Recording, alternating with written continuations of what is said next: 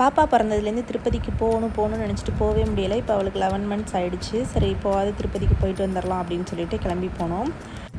நாங்கள் என்ன நினச்சோன்னா நாள் நைட்டே கிளம்பி போனால் அடுத்த நாள் வந்து சாமி பார்த்துட்டு அடுத்த நாள் நைட்டு வீட்டுக்கு வந்துடலாம் அப்படின்னு நினச்சி தான் போனோம்.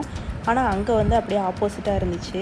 நாங்கள் போன டைமுக்கு எங்களுக்கு டிக்கெட் நாங்கள் 12 மணிக்கு போகிறோம். ஆனால் அடுத்த நாள் காலையில், அதாவது அடுத்து வர்ற 3:00 விட்டு அடுத்த நாள் காலையில் 3:00 தான் எங்களுக்கு தரிசனம் டைமிங் கொடுத்துருந்தாங்க.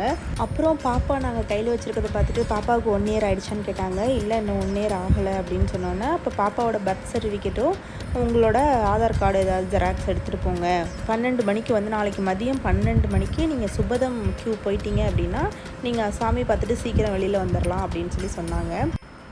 அப்பா இப்படி ஒரு ஆப்ஷன் இருக்கா அப்படின்னு சொல்லிட்டு அப்போ தான் கிளம்பி போனோம். இன்னொரு நல்ல விஷயம் என்னென்னா, நாங்கள் வந்து பாப்பாவுக்கு வந்து 1 இயர் ஆகிறதுக்கு கரெக்டாக 20 டேஸ் தான் இருந்துச்சு. அதுக்கு முன்னாடி போனதுனால எங்களுக்கு இப்படி ஒரு சான்ஸ் கிடச்சிச்சு. இல்லைன்னா நாங்களும் லேட்டாக தான் பார்த்துக்க முடியும்.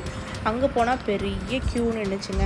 எப்போ ஓப்பன் பண்ணுவாங்கன்னு கேட்டால் நாங்கள் போனது 1:00, ஆனால் 3:00 மேலே தான் அவங்க ஓப்பன் பண்ணுவோம் அப்படின்னு சொல்லிட்டாங்க. சரின்னு 3:00 வரைக்கும் வெயிட் பண்ணி ஓப்பன் பண்ணதுக்கப்புறம் போனோம். திடீர்னு பார்த்தா எல்லோரும் பேக் எடுத்துகிட்டு காரை நிப்பாட்டிட்டு பேக் எடுத்துகிட்டு எல்லோரும் ஓடுனாங்க. ஒரு மாதிரி ரொம்ப பயந்துட்டோம். இந்த பாம் வச்சுருக்கோன்னு சொன்னால் எல்லோரும் ஓடுவாங்க இல்லையா, அந்த மாதிரி ஓட ஆரம்பிச்சிட்டாங்க. அப்புறமா தான் அது செக்கிங்க்காக லேட் ஆகிடுச்சின்னு சொல்லிட்டு பண்ணியிருக்காங்க. சரி நான் அந்த செக்கிங்லாம் முடிச்சுட்டு நாங்கள் மேலே போயிட்டு ரூம் போட்டுக்கலாம் அப்படின்னு சொல்லிட்டு மேல் திருப்பதி போயிட்டோம். மேல் திருப்பதி போனால் அங்கே ரூமே கிடையாதான், ப்ரைவேட் ரூம்ஸ் எதுவுமே கிடையாதான்.